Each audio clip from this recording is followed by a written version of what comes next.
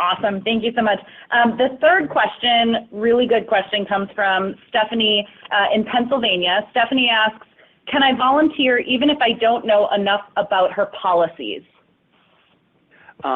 Stephanie, the answer is absolutely, you sure can, because here are two things you can do on that question. One, much of the conversation that you're going to be having with voters when you call them is probably 2/3 to 3/4 is going to be, hey, what is the date by which you need to register?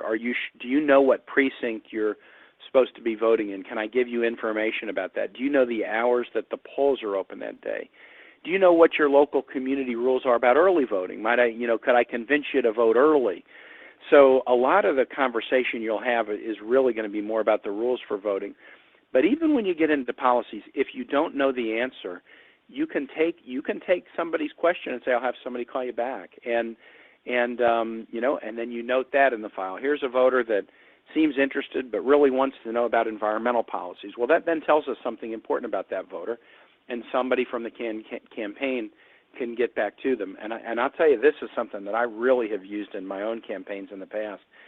Often, if somebody has that conversation, when they get off, they kind of are not sure, or they're even doubtful that somebody's going to call them back and answer their question.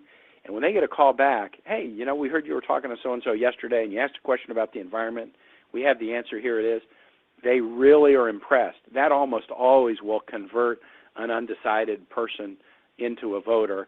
And so even if you don't know the policy answers, you're agreeing to get back to them with an answer is something that will really be impressive.